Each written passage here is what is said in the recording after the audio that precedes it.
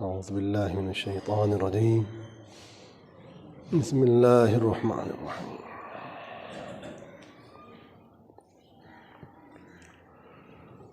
وما أصابتكم من مصيبة فبما كسبت أيديكم ويعفو عن كثير. صدق الله مولانا العظيم.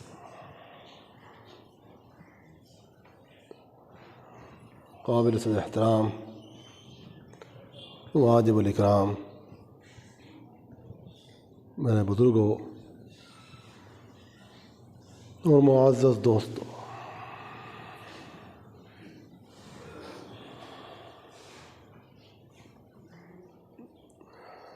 اللہ پاک نے انسانوں پر بہت بڑا کرم فرمایا کہ ان کے لیے ایک بہت عظیم تمام عظمتوں کا مجموعہ، تمام کرامتوں کا مجموعہ، تمام شرافتوں کا مجموعہ ایک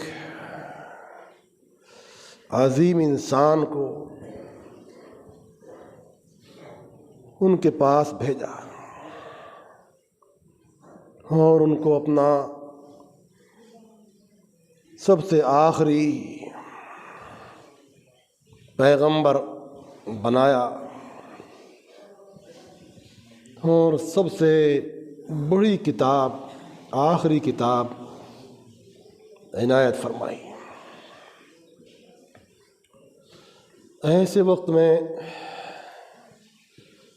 جب کہ انسان طرح طرح کی دلدلوں میں پھنسا ہوا تھا، گمراہیوں میں پھنسا ہوا تھا، آفتوں کا شکار تھا اور ہر قسم کی بلائیں اس کو لپٹ رہی تھیں، ہر قسم کی پریشانیاں اس کو لپٹ رہی تھیں۔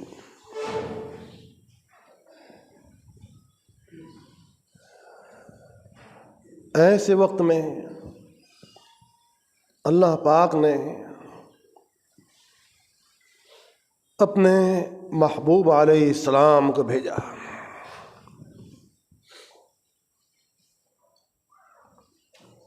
کہ انسانوں کو ان آفات سے، بلاؤں سے، پریشانیوں سے نکالیں جن میں وہ مبتلا ہیں۔ خیال کرو کہ ایک انسان کسی خطرناک قسم کے جنگل میں پھنس جائے اور وہاں گھس کر اس کو نکلنے کا راستہ بھی معلوم نہ ہو، ہر طرف خطرناک جھاڑیاں ہوں جس میں خطرناک قسم کے درندے ہوں، انسان کے پاس اپنے بچنے کا کوئی راستہ نہ ہو، اس کا کیا عالم ہوگا؟ کہیں اس کو سانپ اور اژدہا دکھائی پڑ رہے ہوں اور کہیں اس کو شیر، چیتے، کتے نظر آ رہے ہوں اور مختلف قسم کی پریشان کرنے والی اشیاء نظر آ رہی ہوں، تو اس وقت اس کا کیا عالم ہوگا؟ اگر کبھی انسان کو خواب میں بھی یہ چیزیں نظر آ جائیں تو صبح اٹھنے کے بعد اس کی کیا حالت ہوتی ہے؟ حالانکہ اس نے وہ چیزیں حقیقت میں تو نہیں دیکھی ہوتی، صرف خوابوں میں دیکھی ہوتی ہیں۔ جب انسان اس قسم کے خوفناک خواب کبھی دیکھ لیتا ہے تو اس وقت اس کی کیا کیفیت ہوتی ہے، گھبراہٹ کی، پریشانی کی، بے چینی کی، پورے دن اداسی کی۔ اور اگر حقیقت میں یہ چیزیں انسان دیکھ لے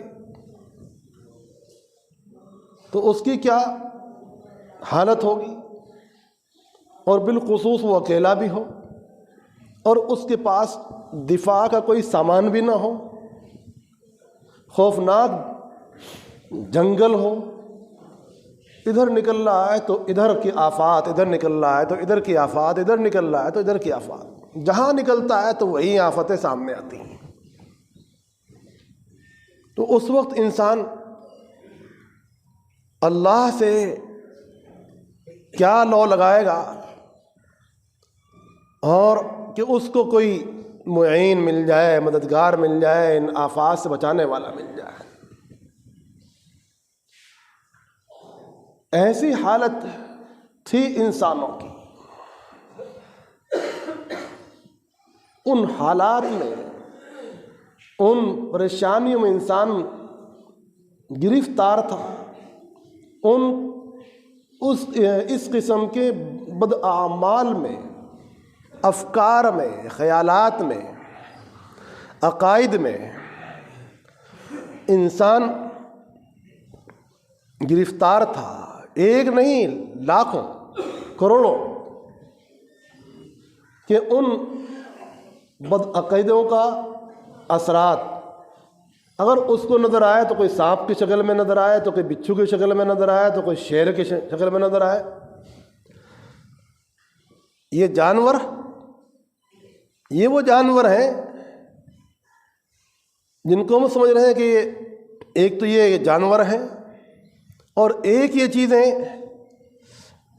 یہ وہ ہیں جو انسان کی بد اعمالیاں ہیں۔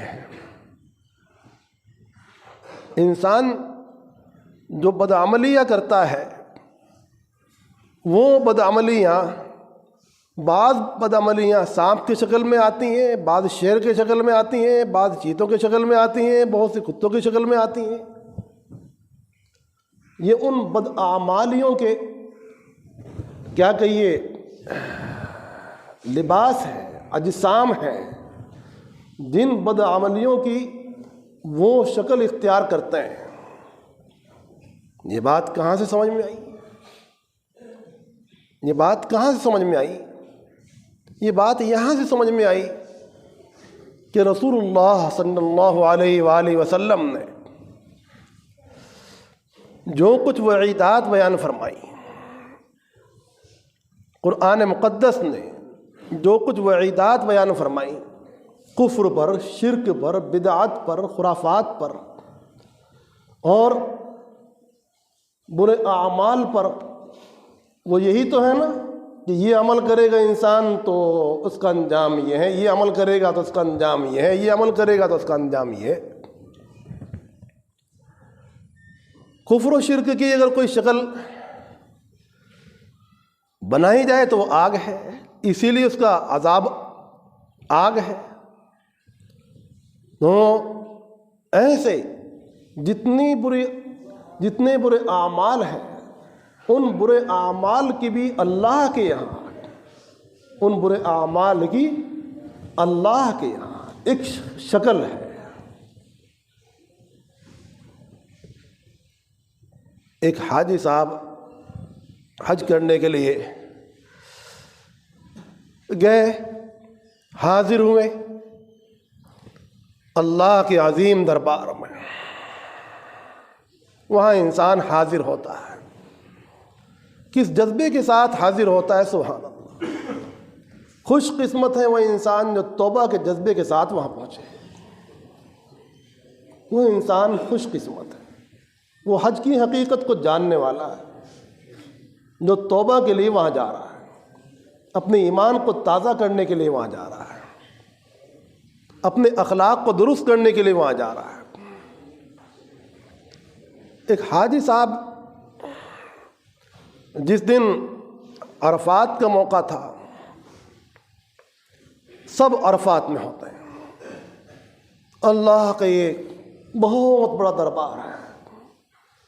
عرفہ کا دن بہت فضیلت کا دن ہے، بے حساب فضیلت کا دن ہے، وہی حج کا اصل رکن ہے۔ الحج یوم عرفہ، وقوف بعرفہ وہی حج کا اصل رکن ہے، رکن اعظم ہے۔ وہاں اللہ کی معرفت حاصل ہوتی ہے، سب جمع ہوتے ہیں اور توبہ استغفار میں لگتے ہیں، لگنا چاہیے۔ وہاں جا کر بھی کوئی انسان توبہ استغفار میں نہ لگے تو کتنا غفلت کا معاملہ ہے۔ یہ حاجی صاحب عرفات میں گئے، جیسے تمام حاجی وہاں پہنچتے ہیں، وہاں کسی جگہ پر انہوں نے غسل کیا، اور جب غسل سے فارغ ہوئے اور چل دیے، اپنی جو تھیلی تھی پیسوں کی وہ وہیں کہیں رکھ کے بھول گئے۔ اب یہ بات بھی ان کو اگلے دن یاد آئی، وہ تھیلی میری جس میں تمام رقومات تھیں جو باندھے رکھتا ہے حاجی، اپنے ساتھ رکھتا ہے، وہ کہاں؟ اب ذہن دوڑا رہے ہیں کہ وہ کہاں ہو سکتی ہے، کہاں چھوڑی ہوگی۔ تو ذہن پہ زور ڈالا کہ میں وہاں گیا، وہاں ٹھہرا، وہاں بیٹھا، وہاں اٹھا۔ جب انسان سوچتا ہے ایسے موقع پر، اپنے ذہن کے، اپنے گھوڑے ذہن کے دوڑاتا ہے، گھوڑے والے بیٹھے ہیں نا، تو ذہن کے گھوڑے دوڑاتا ہے ایسے حالت میں انسان۔ اب ذہن کا گھوڑا دوڑا رہا ہے کہ وہاں ہونی چاہیے، وہاں ہونی چاہیے۔ آخر میں ذہن نے کام کیا کہ ہاں میں جو عرفات میں نہایا تھا اور وہ اس وقت میں نے چیز باہر رکھی تھی، وہ وہاں ہونی چاہیے۔ ہمت کر کے، ہاں اس کو تو ضرورت تھی، انسان خرچوں کا ہر وقت محتاج ہے، اور وہاں جانے کے بعد تو اور زیادہ اس کو اپنے اخراجات پر کنٹرول رہتا ہے۔ وہاں جانے کے بعد کنٹرول ہوتا ہے نا آدمی کو، کہاں خرچ کرنا ہے کہاں نہیں، اور جب گھر میں ہوتا ہے تو کوئی کنٹرول نہیں ہوتا اور بے تحاشا خرچ کرتا ہے۔ یہ ایک عام مزاج سا ہے۔ اب جب وہاں پہنچا تو دیکھا کہ پورے عرفات میں ایک عجیب منظر ہے، کہیں سانپ ہیں، کہیں بچھو ہیں، بڑے بڑے اژدہا ہیں، کہیں شیر ہیں، کہیں چیتے ہیں، کہیں کتے ہیں۔ خدا کی پناہ پورا میدان ان خرافات سے بھرا ہوا ہے۔ وہ یہ سوچ رہا ہے کہ میری آنکھ ٹھیک کام کر رہی کہ نہیں۔ کل یہاں آئے تھے تو یہاں تو سارے انسان تھے، حاجی تھے، نمازی تھے، احرام کی حالت میں تھے اور اپنے اپنے کاموں میں تھے، کوئی دعا میں، کوئی توبہ استغفار میں، کوئی نمازوں میں، کوئی جو آدمی مصروفیت میں ہوتا ہے کہ خوب دعا کا وقت ہوتا ہے اور خطبہ سننے کا وقت ہوتا ہے، جو جس کو وقت ملتا ہے وہ سوچتا ہے کہ یہاں اچھے اعمال میں وہ گزارے ہیں، اپنے اوقات کی قدر کریں۔ تو یہ سوچنے لگا کہ میری آنکھ کوئی غلط کام تو نہیں کر رہی، یہ سب کیا دیکھ رہا ہوں۔ پھر ڈر بھی لگا کہ وہ تھیلی جو چھوٹ گئی تھی، بہت ہمت کر کے تو یہاں، بہت ضرورت محسوس کر کے تو یہاں پہنچا تھا۔ یہ سارے ماحول کو دیکھ کر تو گھبرا گیا کہ وہ کہاں جاؤں، کیسے جاؤں۔ ضرورت نے یہاں پہنچایا تھا، مجبوری نے یہاں پہنچایا تھا، اب ہمت ہوگی تو آگے بڑھے گا۔ ایسے منظر دیکھ کر آگے کون بڑھے گا؟ جس کے اندر بہت زیادہ کوئی ہمت ہوگی وہی تو آگے بڑھے گا نا، ورنہ گھبرائے گا بھائی یہ تو کوئی خطرناک جگہ ہے، بھاگو یہاں سے۔ اب اس نے ہمت کی اور پہنچا اور جلدی سے اٹھا کر وہ بھاگا کہیں اس کو کوئی سانپ اور اژدہا اور کوئی بچھو اور کوئی جانور لپٹ نہ جائے، وہ اس پر ایک خوف سوار تھا، اس پر ایک بوجھ تھا کہ اس نے یہ کیا دیکھا، صحیح دیکھا، یہ غلط دیکھا، یہ کیا دیکھا، اس کی عقل کام نہیں کر رہی تھی، اور وہ اس معاملے کے اندر متفکر تھا، سوچ میں تھا کہ یہ کیا ہوا۔ اسی سوچ میں ارکان حج کے پورا بھی کر رہا تھا، لیکن ذہن پر جب کوئی بات سوار ہوتی ہے تو انسان پر وہ رہتی ہے، چاہے مختلف کام بھی کرتا ہو لیکن دماغ اس میں اٹکا ہوا رہتا ہے، الجھا ہوا رہتا ہے۔ ایک عالم سے ملاقات ہوئی، ایک اللہ والے سے ملاقات ہوئی۔ اب جب انسان کسی اپنے آپ کے خیال میں اس کو سمجھتا ہے کہ اللہ والا ہے، نیک انسان ہے، تو اس کے قریب ہوتا ہے اور اس سے اپنے کچھ دل کی بات کرنا چاہتا ہے۔ یہ بھی ایک ہمارا سب کا مزاج ہے کہ یہ نیک آدمی معلوم ہوتے ہیں، چلو ان سے اپنے دل کی بات کچھ کر لی جائے، بتا دی جائے کہ بھئی کیا، تاکہ اپنی پریشانی کا کچھ ازالہ ہو۔ کہا حضرت میں نے کل یہ منظر دیکھا، بہت خوفناک منظر دیکھا، اور ایسا ہوا ایک پریشانی کی وجہ سے، ایک ضرورت کی وجہ سے میں وہاں پہنچا، میری تھیلی گم ہو گئی تھی پیسوں کی، اور وہاں تمام میدان کو میں نے بھرا ہوا پایا۔ کوئی اللہ والے انسان تھے، سمجھدار انسان تھے، عام عالم کی تو نظر بھی وہاں تک نہیں پہنچ سکتی، کہ ہر آدمی ہر بات کا جواب نہیں دے سکتا، چاہے عالم ہی کیوں نہ ہو، ہر عالم بھی ہر بات کا جواب نہیں دے سکتا۔ فرمایا بھائی تو نے جو دیکھا ٹھیک دیکھا، یہ جو کچھ تو نے دیکھا ہے یہ سب وہ گناہ تھے جو دنیا بھر سے لوگ اپنے ساتھ یہاں لائے تھے، یہ ان گناہوں کے اجسام تھے، اجساد تھے، ان کا جسم تھا، ان کی شکل تھی، جو تو نے یہاں سب کچھ دیکھا۔ جب وہ یہاں آئے تھے تو ان خرافات کے ساتھ آئے تھے، اللہ پاک نے کرم فرمایا، رحمت فرمائی کہ ان کی بخشش فرما دی، اور اعلان ہو گیا کہ اے حاجیوں چلے جاؤ، ہم نے تم کو بخش دیا۔ ہر حاجی تو اس لائق نہیں ہوتا کہ اس کا حج قبول ہو،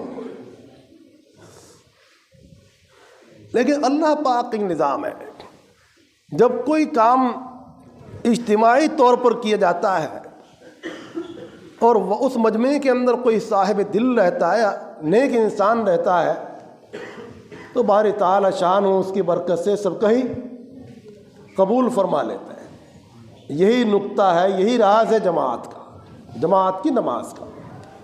ہماری نمازوں کا حال ہمیں معلوم ہے کیسی ہے، کس درجے کی ہماری نمازیں ہیں، ہر شخص جانتا ہے کہ اس کی نمازوں کی کیا حالت ہے، اس کے وضو کی کیا حالت ہے، اس کی نمازوں کی کیا حالت ہے، اس کے رکوع کا کیا عالم ہے، اور اس کے سجدے کا کیا عالم ہے، ہم خوب جانتے ہیں۔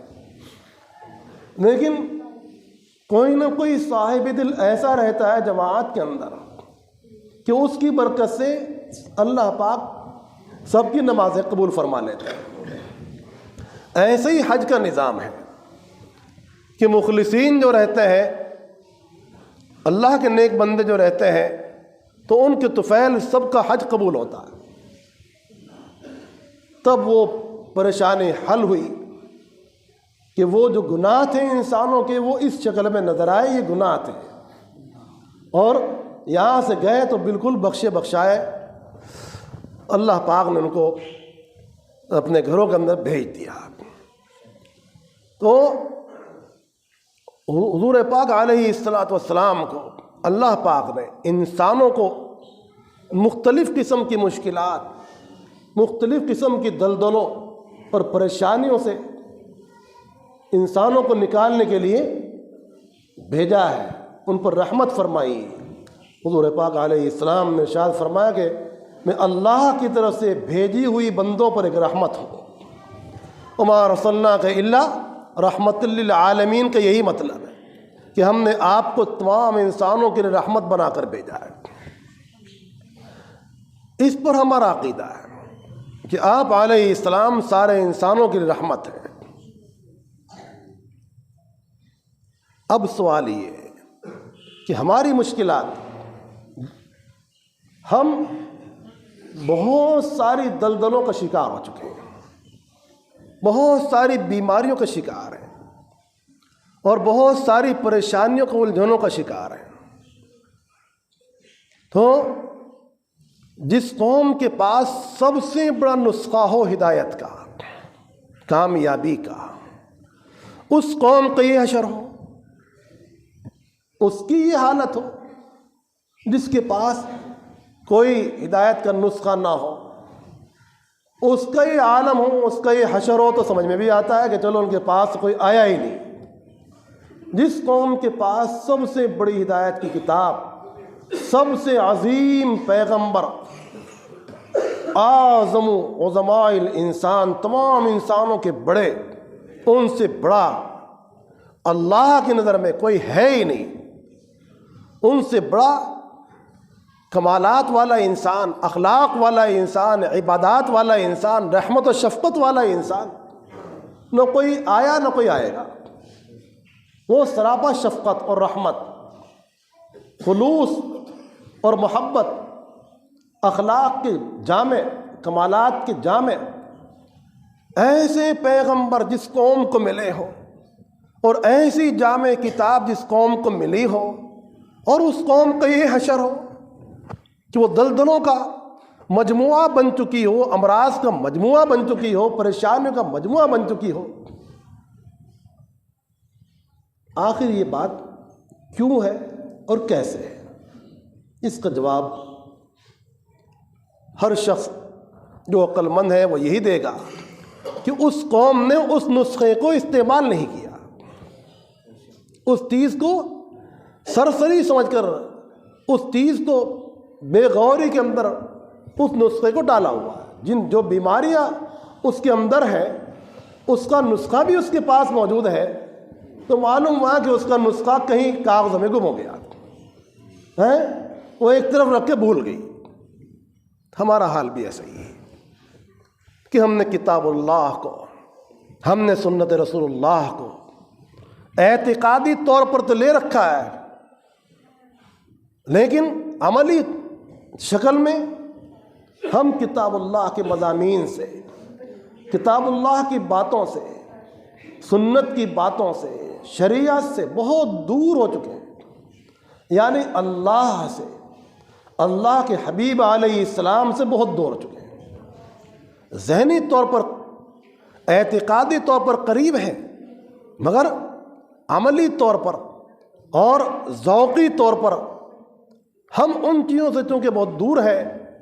یہ ہے وہ جڑ کہ جو یہ آفات اور بلایا اور پریشانیاں اور الجھنیں، کبھی بیماریوں کی صورت میں، کبھی مقدمات کی صورت میں، کبھی اس شکل میں، کبھی اس شکل میں ہمارے اوپر مسلط ہے، اور جہاں جاؤ گے آپ وہی ایک نہ ایک شخص اپنی پریشانی بتاتا ہوگا، سناتا ہوگا۔ اللہ پاک نے اس آیت میں اس کا اظہار فرمایا، وما اصابتکم من مصیبہ فبما کسبت ایدیکم، جو کچھ تم کو پریشانیاں آ رہی ہیں، تکلیفیں آ رہی ہیں، یہ سب تمہارے ہاتھ کی کمائی ہے، اور تمہارے عمل کا رد عمل ہے۔ عمل کرتا ہے انسان، اچھا عمل کرتا ہے تو اس کا اچھا نتیجہ سامنے آتا ہے، اور برا عمل کرتا ہے تو برا نتیجہ سامنے آتا ہے۔ تو ہمارے عقائد، ہمارے افکار، ہمارے معاملات، ہمارے اخلاق، ہمارے آداب، ہمارے طور طریقے، رہن سہن کے، کھانے پینے کے، لباس کے، صورت شکل کے، اس میں سب آ گئے۔ وہ جب شریعت سے میل نہیں کھائیں گے، سنت مقدسہ سے میل نہیں کھائیں گے، تو لعنت پڑے گی، پھٹکار پڑے گی، اور اللہ کی ناراضگی کی شکلیں آئیں گی، یا وہاں راحتیں آئیں گی، رحمتیں آئیں گی، برکتیں آئیں گی۔ تو راحتوں کا نسخہ، برکتوں کا نسخہ وہ قرآن پاک پر عمل کرنا ہے، صحابہ کرام رضوان اللہ علیہم اجمعین نے عمل کر کے دکھایا. عمل کے میدان میں تھے وہ حضرات. جس صحابی کو رسول اللہ صلی اللہ علیہ وآلہ وسلم نے جو بات فرما دی وہ زندگی بھر ان کا عمل تھا. زندگی بھر 2-4 گھنٹے کے لیے نہیں, 2-4 دنوں کے لیے نہیں, بلکہ زندگی بھر. حضور پاک علیہ السلام کا دسترخوان لگا ہوا ہے, بہت سارے حضرات وہاں بیٹھے ہوئے ہیں. ایک صاحب کو ڈکار آ گئی, جیسے ہو جاتا ہے نا کبھی کھانے میں کسی کو ڈکار آتی, تو یہ بھی اچھی بات نہیں تھی. آدمی اپنے بڑوں کے ساتھ بیٹھا ہو تو وہاں تو پیغمبر علیہ السلام تشریف فرما ہے, ان کا ادب بھی بہت ضروری ہے. آپ نے ناگواری کا اظہار کیا اور یہ فرمایا کہ جو دنیا میں زیادہ ڈکارے لیتا تھا وہ آخرت میں اتنا ہی بھوکا ہوگا. کہتے ہیں کہ ان صحابی نے اس دن کے بعد سے کبھی جب بھی ڈکار آتی تھی وہ اس کو اس قدر پست کر لیا کرتے تھے کہ میری آواز دوسرے کو نہ جائے. حالانکہ وہ کوئی ایسا گناہ نہیں تھا جس کو ہم یوں کہیں بھائی گناہ کی فہرست میں ہے یہ بات, اور ہم تو بڑے بڑے گناہ کر رہے ہیں. ایک صحابی حکیم ابن حزام آپ علیہ السلام سے کچھ مانگ رہے تھے. آپ علیہ السلام نے عنایت فرمایا. دوبارہ پھر سوال کیا, آپ نے پھر دیا, پھر مانگا, پھر دے دیا.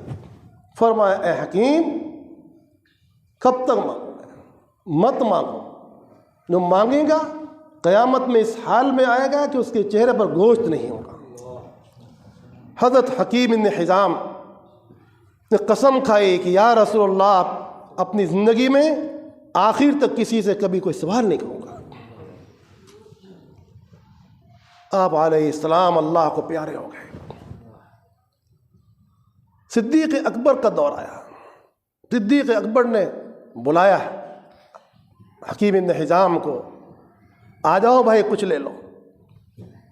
منع کر دیا قبول کرنے سے. میں قسم کھا چکا ہوں, وعدہ کر چکا ہوں اللہ کے رسول کے سامنے کہ نہیں لوں گا. نہیں لیا. پھر فاروق اعظم نے بلایا, انہوں نے دینا چاہا کہ آپ سے بھی نہیں لوں گا. حضرت فاروق اعظم رضی اللہ تعالیٰ نے لوگوں سے کہا بھائی میں تو ان کا حق دے رہا ہوں. کہا بالکل وہ صحیح ہے, لیکن میں وعدہ کر چکا ہوں اب کسی بات کا سوال کسی سے نہیں کروں گا سوائے اللہ کے. حضرات صحابہ کرام کا یہ حال, جس کو جو نصیحت فرما دی اس نے اس پر زندگی بھر عمل کیا. رسول اللہ صلی اللہ علیہ وآلہ وسلم تشریف لائے حضرت علی رضی اللہ تعالیٰ عنہ کے پاس, حضرت فاطمہ رضی اللہ تعالیٰ عنہ کے پاس, اور ان کو کچھ نصیحت فرما رہے تھے. ان کو نصیحت فرمائے کہ رات کو اللہ کی عبادت بھی کیا کرو. اور نصیحت فرما کے آ گئے. حضرت تشریف لے آئے تو حضرت فاطمہ رضی اللہ تعالی عنہ ایک موقع پر آئی ہیں اور حضور پاک علیہ السلام گھر میں موجود نہیں تھے. تو صدیقہ کو بتا گئی کہ اس کام کے لیے آئی تھی. کوئی خادم چاہیے, کوئی جو آتے رہتے ہیں, چکی پیسنے سے ہاتھوں کے اندر گٹے پڑ گئے, نشان پڑ گئے, بہت تکلیف ہوتی ہے. حضور پاک علیہ السلام نے صدیقہ کے یہاں تشریف لائے تو بتایا کہ آج صاحبزادی آئی تھی اور یہ فرمائش کر رہی تھی. گھر تشریف لائے فاطمہ رضی اللہ تعالی عنہ کے. فرمایا معلوم ہوا کہ اس غرض سے تم آئی تھی. فرمایا کہ 33 مرتبہ سبحان اللہ, 33 بار الحمدللہ, 34 بار اللہ اکبر پڑھا کرو, یہ تمہارے لیے خادم سے افضل ہے. تسبیحات بتائیں, ذکر اللہ کی تلقین فرمائی. حضرت علی رضی اللہ تعالیٰ عنہ کہتے ہیں کہ زندگی بھر میرا یہ عمل کبھی قضا نہیں ہوا. کتنی بھی مصروفیت ہوئی لیکن نبی پاک علیہ الصلوۃ والسلام نے جو بات جس کو بتا دی وہ اس نے عمل کیا. تو صحابہ کرام جو کامیاب ہوئے خالص بنیاد پر نہیں ہوئے. جیسے ہم سوچ رہے ہیں کہ ہماری کامیابی ہو جائے، ہماری کامیابی ہو جائے، ہمارے حالات ٹھیک ہو جائیں، ہم نہ توبہ کرنے کو تیار، نہ استغفار کرنے کو تیار، نہ اپنی شرارتوں سے باز آنے کو تیار، ایک دوسرے کی جاسوسی کے اندر مبتلا، مقدمات کے اندر مبتلا، دشمنیوں کے اندر مبتلا. نمازوں کو ہم چھوڑ رہے ہیں اور تلاوت کے ہم قریب نہیں ہیں، اور حلال کمانے کے ہم پابند نہیں ہیں. انسان حلال کمائے، یہ سنت ہے انبیاء علیہ السلام کی، یہ کوئی ولایت کے خلاف نہیں. صحابہ کرام کا طریقہ، اولیاء اللہ کا طریقہ حلال کمانا، سچ بولنا اور عبادات کرنا. تو کامیابی تو اس طریقے پر ہوگی جس پر صحابہ کرام تھے، اسلاف تھے. خالی عقیدت کی بنیاد پر نہیں کہ ہمیں فلاں بزرگ سے عقیدت ہے، ان کے طریقے پر آپ ہیں یا نہیں؟ ان کے طریقے پر ہوں گے تو کامیابی ہوگی. تو کامیابی کا راستہ تو عمل ہے، عملی طور پر چلنا ہے. جب تک کہ ہم اس بات کو نہیں سمجھیں گے اور دل میں نہیں اتاریں گے، جب تک کہ ہمیں پوری کامیابی ہونے والی نہیں ہے. یہ بات الگ ہے کہ انسان جو محبت کرتا ہے انبیاء علیہ السلام سے، اولیاء اللہ سے، بزرگوں سے، یہ محبت بھی اس کی مغفرت کا ذریعہ بن جاتا ہے، اور قیامت میں اس کے ساتھ محشور ہوگا جس سے محبت کرے گا. لیکن اصل بنیاد یہ چیز ہے. رسول اللہ صلی اللہ علیہ وآلہ وسلم نے فاطمہ کو فرمایا رضی اللہ تعالیٰ عنہ، صفیہ کو فرمایا کہ اس خیال میں مت رہنا کہ میں تمہارا والد ہوں یا تمہارے سے یہ رشتہ داری رکھتا ہوں، آخرت میں وہاں کچھ کام نہیں آئے گا، یہ کام آئے گا کہ تم میرے طریقے پر چلے تھے کہ نہیں. اللہ پاک ہمیں نبی پاک علیہ السلام کی، قرآن پاک کے، سنت کے طریقوں پر چلنے کی توفیق عطا فرمائے، عمل کرنے کا جذبہ عطا فرمائے، اور اس پر ہمیں جینا اور مرنا نصیب فرمائے. وآخر دعوانا الحمد للہ.